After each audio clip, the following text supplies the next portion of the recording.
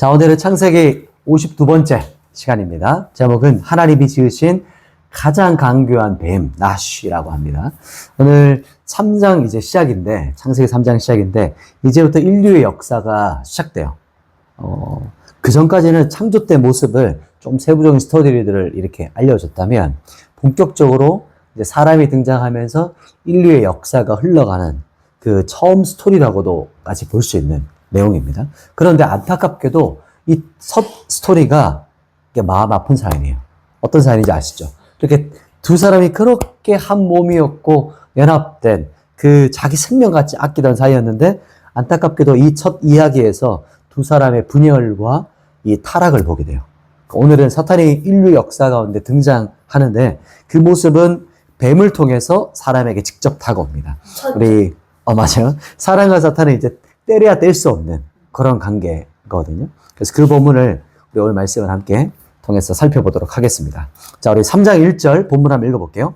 3장 1절 읽습니다. 시작. 그런데 뱀은 여호와 하나님이 지으신 들짐승 중에 가장 강교하니라. 뱀이 여자에게 물어 이르되 하나님이 참으로 너에게 동산 모든 나무의 열매를 먹지 말라 하시더냐. 아멘. 그런데 3장에 그런데 뱀은 이렇게 시작하죠. 그런데 뱀은. 그래서 나하시가 뱀이거든요. 그래서 나하시가 등장해요.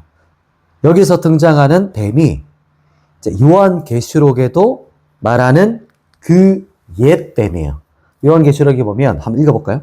요한계시록 12장 9절 말씀 함께 읽어보겠습니다. 시작. 큰 용이 내쫓기니 옛뱀 곧 마귀라고도 하고 사탄이라고도 하며 온 천하를 꿰는 자라. 그가 땅으로 내쫓기니 그의 사자들도 그와 함께 내쫓기니라. 아멘. 즉 창세기에 등장했던 이 뱀이 요한계시록에 등장하는 이 뱀이라고 하나님께서 명확하게 말씀하시는 거예요. 그 창조 역사 때 첫 등장했던 옛뱀이 봐봐요. 종말의 역사 때 다시 등장해요.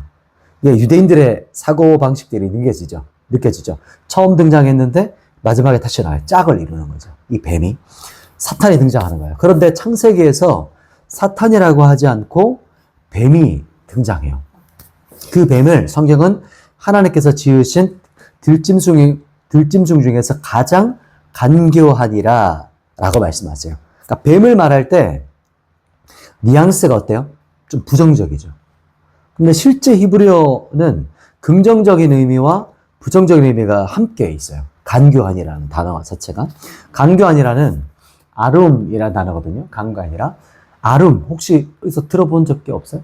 우리가 바로 직전에 아롬이라고 하면서 창세기 2장 25절에 벌거벗었으나라는 말에서 아롬이라고 했었어요. 오늘 이 강교한이라는 아룸이에요. 이제 유대인들이 가지고 있는 그 언어를 이제 언어 유희처럼 기억하기 쉽게 앞에서는 아롬이라고 했다가 오늘 3장 1절에는 실제 우리는 이게 잘려져 있지만 장이 있지만 성경은 장절 구별이 한참 뒤에 됐거든요. 그래서 아롬 이렇게 번역했던 말씀하는 그 말씀이 나옵니다. 그래서 이 강교한이라는 뜻은 강교한이라 번역했지만 교활하다, 간교하다, 영리하다, 슬기롭다. 이 부정적인 것과 긍정적인 것이 같이 있어요. 이런 언어가 같이 있다는 겁니다. 슬기로운 좋은 거 아니야? 그렇지. 긍정적인 언어가 같이 이 두 가지가 같이 있다는 거예요. 히브리에 보면. 맞아요. 그래서 간교한이라는 아룸은 문맥에 따라서 또 주어에 따라서 또 그 앞뒤 문맥을 통해서 긍정적인 번역도 있고 부정적인 번역도 같이 있다는 거예요. 이 언어 자체가, 단어 자체가. 그런데 뱀이니까 어떻게 번역했을까요? 부정적으로 번역한 거예요, 여기서. 그래서 간교한이라 지혜롭거나 슬기롭고 영리하다라고 번역하지 않고 간교하다. 이렇게 번역을 한 거예요. 자, 그러면, 예수님의 말씀 중에서도 뱀에 대한 말이 나와요. 근데 그때는 긍정적인 언어로 번역됐어요. 우리 한번 신약에 보면 이런 말이 나와요. 한번 신약 성경에 마태복음에 나오거든요. 마태복음 10장 16절 말씀 한번 읽어보도록 할게요. 10장 16절 같이 한번 읽습니다. 시작. 보라 내가 너희를 보냄이 양을 이리 가운데 보낸 것 같도다. 그러므로 너희는 뱀같이 지혜롭고 비둘기같이 순결하라. 아멘. 여기서 볼 수 있는 것처럼 여기서 세상 가운데 보냄을 받은 그리스도인 우리가 양처럼 세상 가운데 보내는데 너무 막 약하고 세상에 잡아먹힐 것처럼 우리가 걱정되셨던 거야. 그런데도 불구하고 그리스도인은 세상 가운데 두 가지를 균형 있게 갖추고 있어야 된다. 이렇게 말씀하세요. 그게 뭐냐면 뭐였죠? 뱀처럼 뭐였죠? 그때 지혜롭고 비둘기처럼 순결하라. 이 두 가지를 함께 가지고 있어라. 갖추어라. 라고 말씀하세요. 여기서 뱀처럼 지혜롭다는 것은 어떤 걸까요? 그러니까 긍정적인 번역인 거예요. 그래서 뱀처럼 지혜로움이 바로 창세기 본문에서 강교한이라와 맥락이 비슷한 그런 언어인 거예요. 지혜롭고라는 단어는 헬라어로 이런 뜻이야. 프로니모스라고 해서 지적인, 통찰력 있는, 지각 있는, 사려 깊은, 총명한, 신중한 이런 뜻을 가지고 있어요.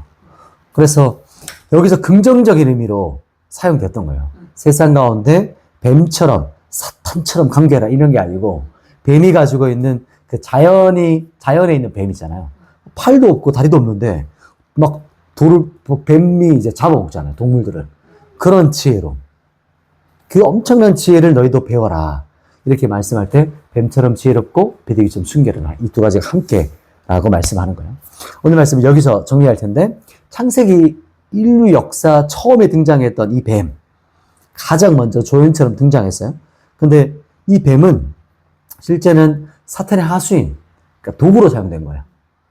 뱀이 사탄이다 이 뜻이 아니고 그 등장했던 그 모습이 첫 인류의 역사에 등장했고 또 인류의 마지막 종말의 때 다시 등장해요. 그때 하나님의 심판을 받게 되죠.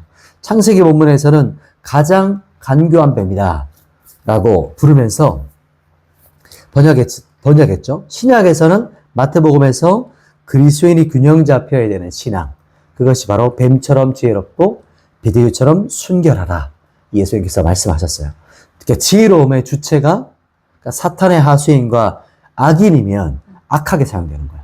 그러나 그러니까 하나님의 사람, 그리고 그리스도인에게는 이게 선하게 사용된다는 것을 기억해야 돼요. 그래서 우리가 지혜와 순결함을 우리가 지켜가고 가지고 있어야 된다라는 걸 기억했으면 좋겠습니다. 제가 기도하고 오늘 말씀 마치겠습니다. 하나님, 우리 인류 가운데 이제 넘어지는 사건을 시작하게 됩니다. 안타까운 우리의 조상들을 바라보면서 동일하게 우리 안에 그 처음 넘어졌던 그것들을 우리가 이제 한 걸음 한 걸음 살펴보게 될 텐데, 주님, 지금도 동일하게 사탄이 우는 사자처럼 삼킬 자를 찾아다니고 있습니다.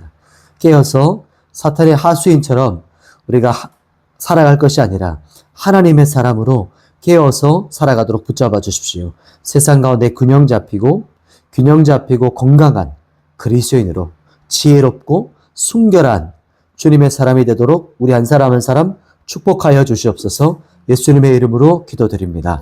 아멘. 고맙습니다.